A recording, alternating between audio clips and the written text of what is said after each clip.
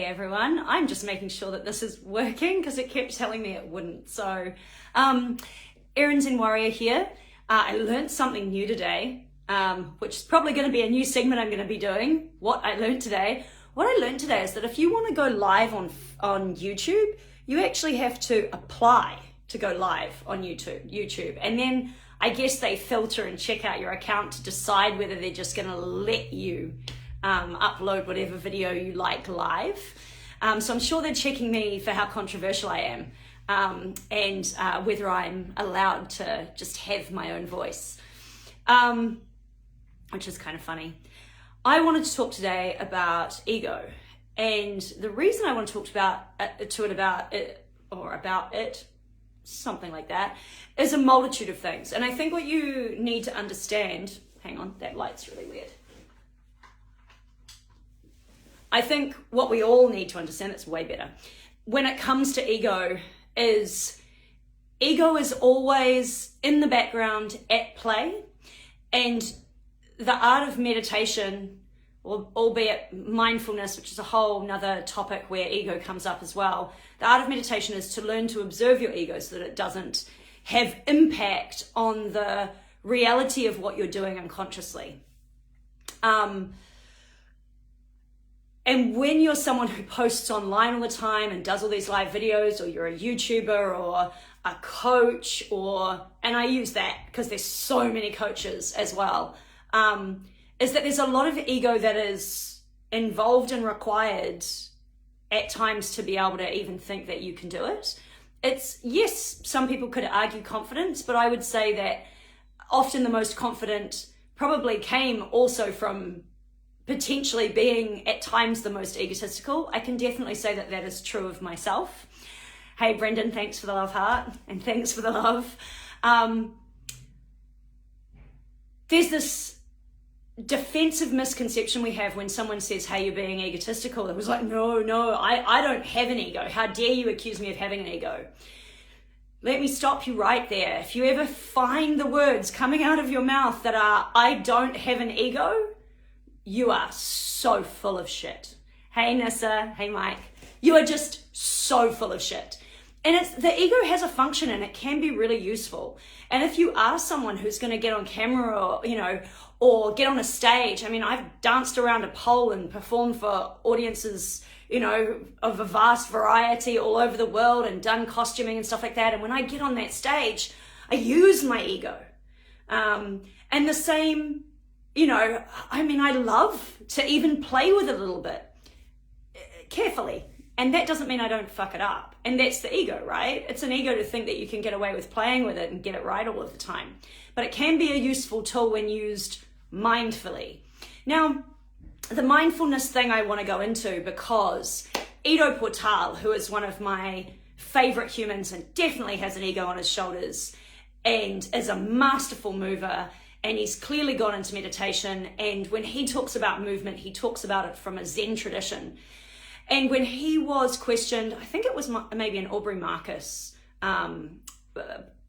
podcast episode, and he talked about mindfulness, and then you see him on YouTube getting ripped for going like, oh, that's to misunderstand mindfulness, blah, blah, blah. I'm like, I think that's to misunderstand the way they responded to him perhaps was true, but perhaps was also to misunderstand that as human beings, we have a tendency with our ego to pervert everything, including something like meditation or mindfulness. And what happens when we pervert it with our ego, and this is not to point the finger or blame or anything like this. This discussion is about, hey, we need to be careful with this because this is where we get into dangerous water.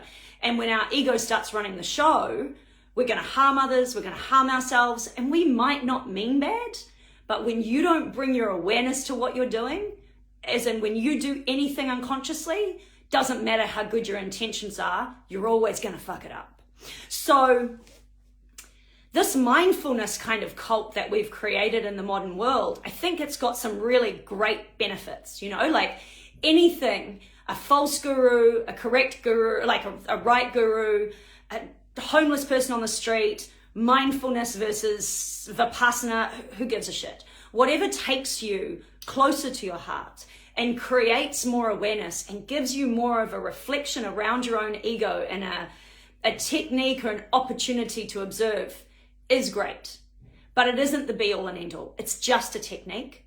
And ultimately, when you get really good at a technique, either your ego is going to get tricky and you're going to need a new technique, or you're going to have to give up the technique and just be with yourself and start learning what that is without anything.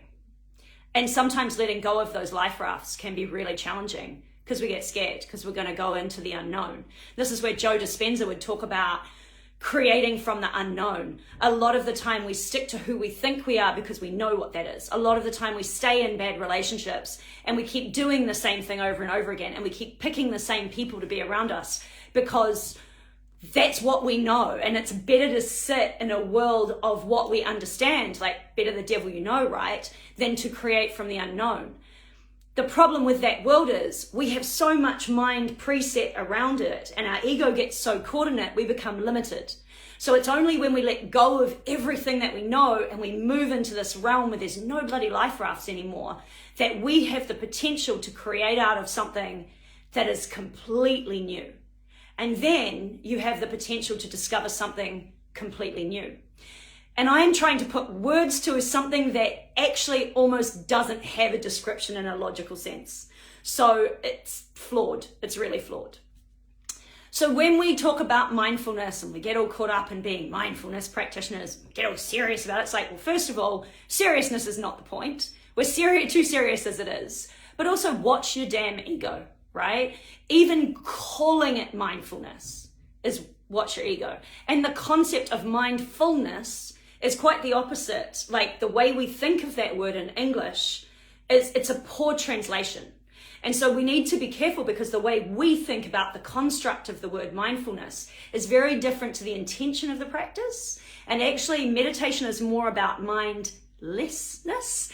And so it was like the best word possible in English, but it actually does not encapsulate what was really intended. So be careful how you think of that.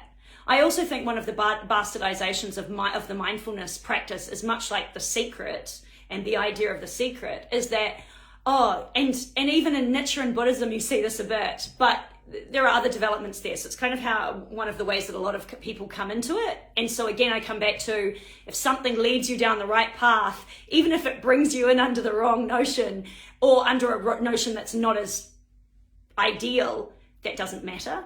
But this idea of, I can go and get anything I want. I can have all the material wealth I want. And it's like, there's actually nothing wrong with wanting material wealth. But if it's your sole driver, and it remains your sole driver, is being powerful, being able to trump someone else, being the top of the food chain, being successful, being rich, being, charismatic, or, whatever it is you think you're going to get from this practice, you've actually missed the point. And this is the function of the ego. It's tricky. It's going to do stuff like this to you. You're going to I find myself sometimes laughing at myself, sometimes being way too serious and getting caught by my ego. So be very wary. One of the things that I've come across recently, as you can imagine, a lot of the friends that I like to hang out with are similar to me. And so as I move into this world of being more online, I have friends who are very online, and I have actually had for a long time. And as females, I think this is super interesting too. And I actually don't have that many male friends online, but I have female friends that are online and have businesses that are online. And it's like I said, I think it's a bigger ego to be able to sit in front of a camera and feel comfortable in front of that camera and to want to do it. Like it's a particular ego structure. And same with coaches that are on, or any coach, anyone who purports to be a coach or expert enough to share something, and that's me too. You have to be careful of your motivation. And I think it's really important for us to remember to listen to others and take it in. It doesn't mean that they're right, but it also doesn't mean that they're wrong just because you don't like what they're saying.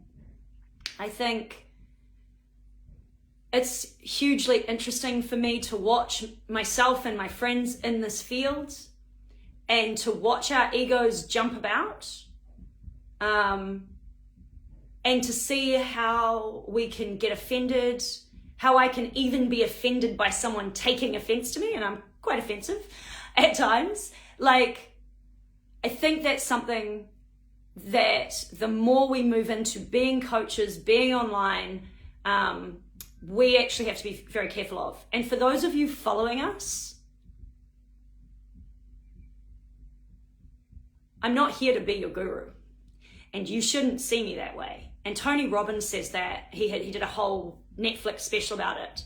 And when he said that, I totally got it, because I had a guru who said he got referred to by his friends as the reluctant Christ, which is the only thing that I know that I should be doing is sharing what I have that worked for me. Doesn't mean it works for everyone. Doesn't mean it aligns with everyone. I think it does. I think it will work for everyone. I think if you get on board with it in my way and do it and work as a team with me, it's going to work. But there have actually been times when I've been at a complete fucking loss and I just cannot help that person. And part of that is also because of where their headspace is at, but also part of that is because they were so extremely down a hole that I did not have the skills to pull them up. And when I worked with when I was being worked on, I should say, by my guru, I saw him pull out people like that was so far down that hole. I saw him work with that psychology in a way that's beyond me. So when you follow someone online, when you follow someone in life, when you put them on that pedestal, be very careful, because we are not infallible. We are not without our egos. Our motivations aren't always in the right place. And when you're doing that, neither are yours. It's very, very good to listen. It's also very, very good to let it sit with you and let something intuitive be your guide, and to bring a mindful awareness to your own ego in that process to check out whether you're dismissing what someone is saying because actually you're defending something. And defense is a function of the ego. As soon as I hear myself defending myself, even if at the time I don't have the ability to stop myself and say to the person, you know what, I can see I'm being defensive, I wonder why I'm defending. Now, sometimes there are good reasons for that. If you're being constantly attacked by a certain person because of their own psychology, it makes a lot of sense that eventually, especially if you can't get out of a situation with them, that eventually you become defensive. Doesn't mean it's not a function of your ego to somewhat defend yourself. Like, why even interact? Why even go there? But that's very different to someone saying to you, especially non-judgmentally, hey, did you realize this? And you're going, oh, no, I'm not egotistical. I'm not angry. I'm not. And it's like, who's I and what's not? Because at some point, we are all of these things. Emotions are a natural function of the ego. I might talk about the 10 realms or the 10 worlds of Buddhism coming up soon. That's like a whole post in and of itself. But that's super interesting to look at how we move through these different states. But conscious versus unconscious moves us into different realms. So I want to explain that more in full detail. But just because you become more and more enlightened as you travel through your life doesn't mean that you conquered anything at all. It's that you became aware. There's no getting rid of your ego. There's no conquering these things to the point where they don't exist anymore. If you're talking about conquering as in the sense that you become fully realized and fully conscious of how that little devil plays around, and then you can also use it to your advantage without negatively impacting or creating negative karma, great, great. But in the meantime, most of us are less enlightened beings that are still on that journey. We need to really check in with ourselves. And that's part of what meditation is too. At the end of your day, to sit down and look back over your day and go, what could I have done better? What would it look like if I dealt with it better? And it's such an interesting practice. I recommend that you even do it writing it down. For me, I like to do it just sitting, but writing it down sometimes gives you a little bit more time as well. And some of you will be writers, you like to write, and that works really well for your brain. What could I have done better? And then playing it out in your head, like playing the exact scenario out in your head, but doing it better in your head. Like, so you're actually imprinting it into your brain. Yeah, I think that's pretty much all I have to say for now. If you're not practicing some form of meditation, whatever method it is, start slow, start small, start with 5 minutes. Don't kid yourself. Most of us, I've not met a person who's not angry yet, probably primordially and originally and from birth. I've not met someone who is totally happy all of the time. And I have certainly not met someone without an ego, even a guru. So don't kid yourself. Have a great day. I hope this was helpful. Would love to start a conversation. By all means, drop it down below. And maybe tomorrow it'll be a YouTube live. If they grant me access, I might be too controversial.